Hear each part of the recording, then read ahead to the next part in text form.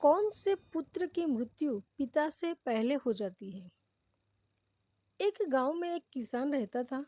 उसके परिवार में उसकी पत्नी और एक लड़का था। उसका नाम रामू था। जिससे कुछ सालों के बाद किसान की पत्नी की मृत्यु हो जाती है। दोस्तों, जिस समय किसान की पत्नी की मृत्यु हुई थी, उस समय रामू की उम्र मात्र 9 साल की थी। तब किसान ने अपनी दूसरी शादी कर ली। उसके बाद किसान की दूसरी पत्नी से भी एक पुत्र पैदा होता है। उसका नाम श्याम था। दोस्तों, किसान की दूसरी पत्नी भी मृत्यु हो जाती है। तब किसान अपने दोनों बेटों के साथ अकेला रह जाता है। फिर कुछ समय बाद किसान का जो बड़ा बेटा रामू था, यानी पहले वाली पत्नी से पैदा हुआ था, वह विवाह योग्य हो जाता है। फिर किसान ने बड़ी धूमधाम से अपने बड़े बेटे का विवाह कर दिया। दोस्तों, धीरे धीरे कुछ समय बाद किसान बीमार पड़ जाता है, जिससे बीमारी के चलते उसकी ज़्यादा हालत खराब हो जाती है और एक दिन उसकी भी मृत्यु हो जाती है। किसान का जो छोटा बेटा श्याम था, यानी कि उसकी दूसरी पत्नी से पैदा हुआ था, वह अपनी सौतेले भाई के साथ रहने लगता है। रामू अपने छोटे भाई श्याम को बड़े प्रेम से रखता था। धीरे धीरे समय गुजरता चला गया। फिर एक दिन किसान का छोटा लड़का श्याम बीमार हो जाता है, जिससे उसकी तबीयत ज़्यादा खराब रहने लगी। तो बड़े भाई रामू ने कुछ आसपास के वैद्य से उसका इलाज करवाया, परंतु उससे कोई राहत नहीं मिली। छोटे भाई श्याम की दिन ब दिन तबीयत बिगड़ती जा रही थी। काफ़ी धन भी श्याम के इलाज में खर्च हो चुका था। इलाज कराते कराते रामू अब थक चुका था। फिर एक दिन रामू ने अपनी पत्नी से सलाह की, यदि मेरा छोटा भाई जो सौतेली माँ से उत्पन्न है, अगर यह मर जाए तो हमें इसके इलाज के लिए पैसे खर्च नहीं करना पड़ेगा और जायदाद में भी आधा हिस्सा हमें उसे नहीं देना पड़ेगा और इसके हिस्से की सारी जमीन जायदाद फिर हमारी हो जाएगी। दोस्तों, अपने भाई की जान से ज्यादा प्यारी रामू को अपनी धन दौलत और भाई की धन दौलत लग रही थी। तभी तो कहते हैं ना बाप बड़ा ना भैया, सबसे बड़ा रुपया। पति का सुझाव उसकी पत्नी को भी बहुत अच्छा लगा। तब उसकी पत्नी कहती है, ऐसे हम इसे मार भी तो नहीं सकते। यदि इसे मार दिया तो लोग समझेंगे कि हमने लालचवश इसे मार डाला है। क्यों न हम यह काम किसी वैद्य से करवाएं। आप तुरंत जाओ और किसी वैद्य को लालच देकर उससे कहो कि इसे दवाई देकर जहर के देकर मार दे। इससे किसी को पता भी नहीं चलेगा और कोई रिश्तेदार भी हम पर शक नहीं करेगा। सब लोग कहेंगे कि यह बीमार था, इसलिए बीमारी से मृत्यु हो गई। फिर रामू ने पत्नी की बात मान ली और मन में विचार करने लगा कि किसी से बात की जाए तो हमारा काम बन जाए। दोस्तों, फिर रामू ने ऐसा ही किया। उसे एक कोई निकट का घनिष्ठ घनिष्ठ वैद्य मिल जाता है, जिससे वह वैद्य पैसे का बड़ा लालची था। दोस्तों, जब रामू ने उस वैद्य से बात की कि मुझे मेरे छोटे भाई श्याम को जहर देकर मरवाना है, तब वैद्य जी पहले तो मना कर दिया, लेकिन जब किसान के बेटे ने बड़े बेटे रामू ने वैद्य को 1,000 मुद्राओं का लालच दिया, तो वैद्य यह काम करने को राजी हो जाता है। दोस्तों, फिर वो वैद्य उसका उपचार करने के बहाने से उसे देखने के लिए आता है और उसे जहर देकर चला जाता है, जिससे जहर के प्रभाव से तत्काल श्याम की मृत्यु हो जाती है। दोस्तों, फिर अपने छोटे भाई श्याम की मृत्यु पर वे दोनों पति पत्नी बहुत खुशी मनाते हैं और सोचने लगे, अब तो रास्ते का कांटा निकल गया। इसके हिस्से की सारी जमीन जायदाद पर अब हमारा अधिकार हो गया है। वे दोनों बहुत प्रसन्न होते हैं। दोस्तों, इस प्रकार रामू ने अपने छोटे भाई श्याम को मार डाला और उसकी सारी धन संपत्ति पर अपना अधिकार जमा लिया। किसी रिश्तेदार को भी इस बात का संदेह नहीं हुआ। रिश्तेदार तो यह सोच रहे थे कि यह कितना अच्छा भाई है, अपने सौतेले भाई का कितना उपचार करवाया, कितनी देखभाल की, कितनी सेवा की, पर बेचारा उसे बचा नहीं सका। क्या करता, रोग ही ऐसा असाध्य था, बेचारे की मृत्यु हो गई। दोस्तों, दुनिया वालों को क्या पता था कि वह मरा नहीं बल्कि उसे मारा गया है। रामू पूरे विधि विधान से उसका अंतिम संस्कार भी कर देता है।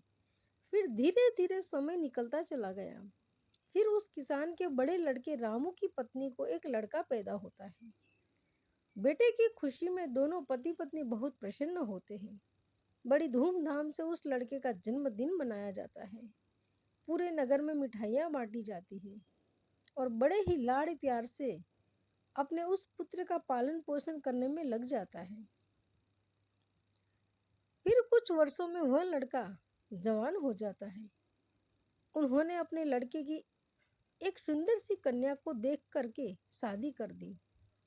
दोस्तों, फिर कुछ समय बीतने के बाद वह लड़का अचानक से बीमार रहने लगा, जिससे माँ बाप ने उसके इलाज के लिए बहुत से वैद्य को बुलाया, बड़े बड़े डॉक्टरों को बुलाया और उसका इलाज कराने लगा। जिसने जितना पैसा मांगा उसको उतना पैसा दिया गया, सब कुछ दिया ताकि लड़का ठीक हो जाए। अपने लड़के के इलाज में अपनी आधी संपत्ति तक बेच डाली क्योंकि लड़का बीमारी से सही हो जाए। परंतु दोस्तों, उस लड़के की दिन ब दिन तबीयत खराब होती चली जा रही थी।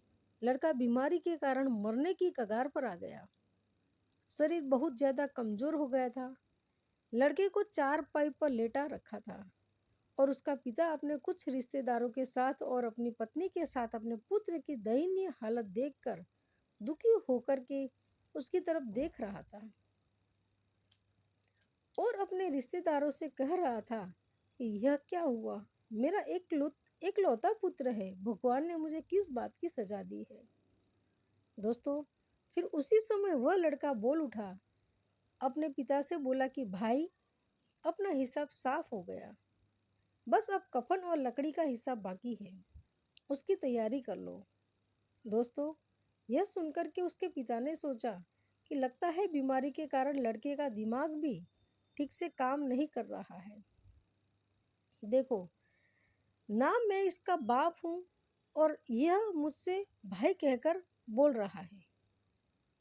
तब लड़का कहता है, नहीं भाई, आप मेरे बाप इस जन्म में हो, मैं तुम्हारे पिछले जन्म का आभारी हूँ, याद कीजिए। ये सभी रिश्तेदार बैठे हुए हैं, मैं तुम्हारा छोटा भाई हूँ, तुम्हारी सौतेली माँ का बेटा, तुम्हारा छोटा भाई, जिसके लिए आपने मुझे जहर देकर मरवाया था। देखिए, अब वही संपत्ति मेरे इलाज में लग चुकी है। आपके ऊपर मेरा जो धन था वह मेरे धीरे धीरे मेरे इलाज में लगवा चुका हूँ। तो दोस्तों, यह सुनते ही उसका पिता एकदम से फूट फूट कर रोने लगता है और कहता है कि हाय, मेरा तो कुल का नाश हो गया। हाँ, मैंने यह किया, क्या किया, जो किया वो मेरे आगे आ गया। पर भाई, मुझे यह तो बता दो, मैंने जो किया था वह तो मुझे देखने को मिल गया, पर एक बात मेरी समझ में नहीं आती है, यह तेरी पत्नी का क्या दोष है? जो बेचारी विवाह कर तेरे साथ आई है, यह तो निर्दोष है। तब वह लड़का कहने लगा कि भाई, आप मेरी बात ध्यान से सुनो, सभी बैठे हुए रिश्तेदारों, तुम सभी मेरी बात ध्यान से सुनो। तुमने वैद्य को मेरे इलाज के लिए बुलवाया था, जो उस वैद्य को तुमने कुछ पैसों का लालच दिया था और उसने मुझे जहर दे दिया था। जो दुष्ट पैसों के कारण किसी को मारता है तो उसको भी उसका फल भोगना पड़ता है। यह वही वैद्य है जो मेरी पत्नी के रूप में मेरे घर में आया है, इसको भी इसके कर्म का फल अवश्य भोगना पड़ेगा। हमारे जीवन में आने वाली पात्र और प्रत्येक घटनाएं हमारे ही कर्मों की उपज होती है। हम जैसा होते हैं वैसा ही हमें काटने को मिलता है। आज नहीं तो कल हमें हमारे कर्म का फल जरूर मिलेगा। दोस्तों, यह कह करके वह किसान का पुत्र मृत्यु को प्राप्त हो जाता है और उसके स्थान पर दूसरा कोई पुत्र नहीं था। उसकी सारी संपत्ति का नाश हो जाती है। उसकी मृत्यु के बाद जो उसकी पत्नी थी उसको भी उसके साथ जिंदा जला दिया गया। उस वैद्य को भी उसके कर्म का फल मिल जाता है। जिसने लालचवश उस किसान पुत्र को जहर दिया था, वह वैद्य मगर उसकी पत्नी बना था, उसे भी मृत्यु के महाभयंकर कष्ट से होकर गुजरना पड़ा। दोस्तों, इस दुनिया में 4 प्रकार के पुत्र होते हैं। पहला पुत्र है ऋणानुबंध, दूसरा पुत्र है शत्रु पुत्र, तीसरा है उदासीन और चौथा पुत्र होता है सेवक।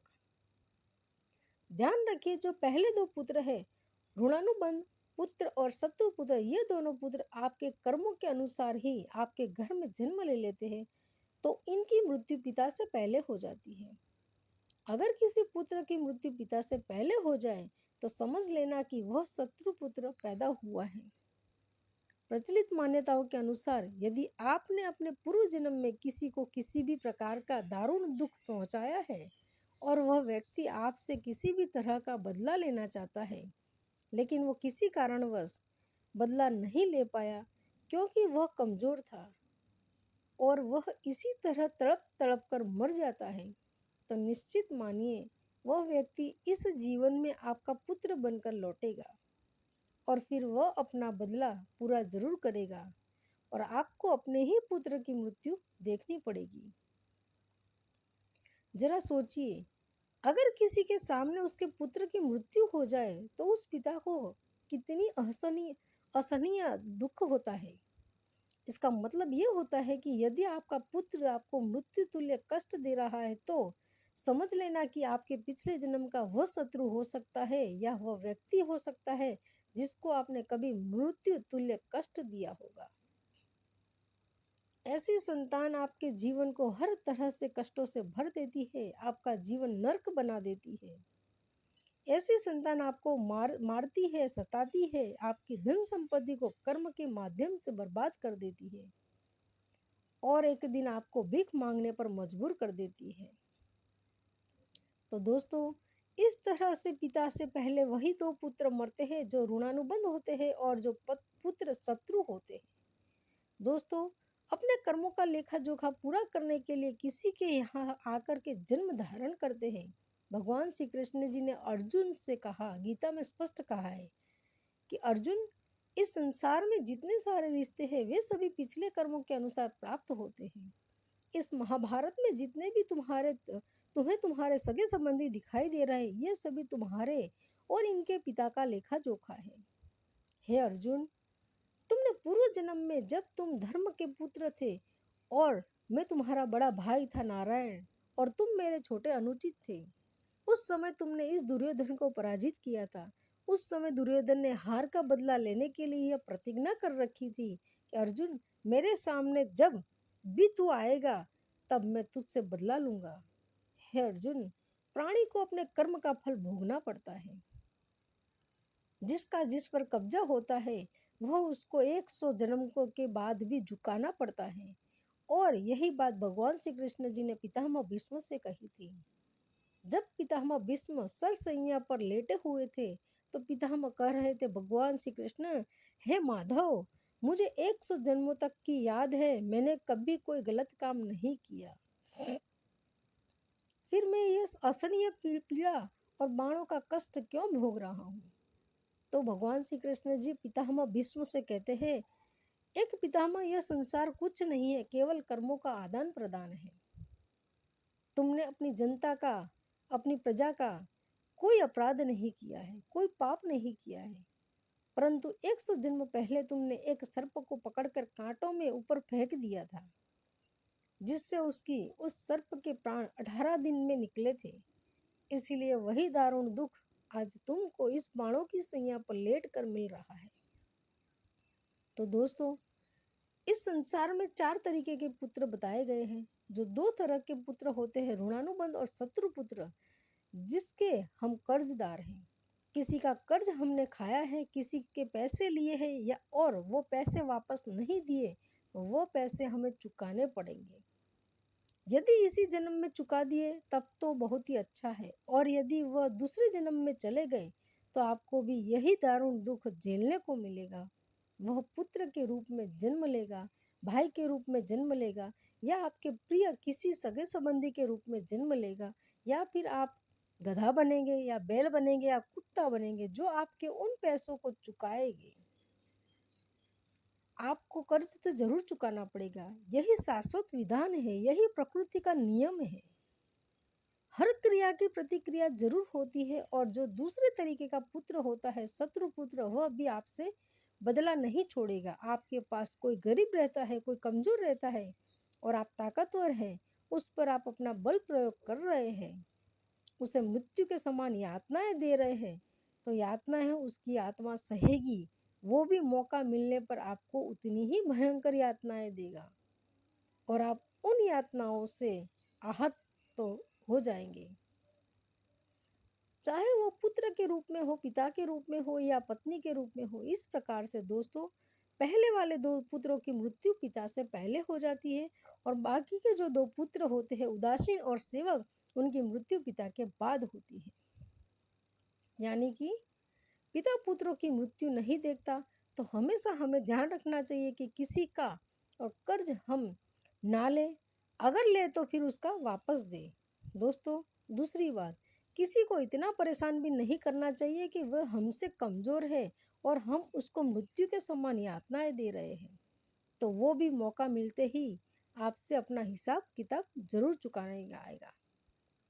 दोस्तों, इसलिए ध्यान रखने की बात है, हमें कभी भी किसी का बुरा नहीं करना चाहिए, किसी का अहित नहीं करना चाहिए। अब तो आप समझ ही गए होंगे कि कौन से पुत्रों की मृत्यु पिता से पहले हो जाती है और कौन से पुत्र माँ बाप को कष्ट देने के लिए आते हैं। तो दोस्तों, मैं आशा करती हूँ कि आपको ये कहानी अच्छी लगी होगी। तो चैनल को सब्सक्राइब करके वीडियो को लाइक एवं शेयर ज़रूर कीजिएगा।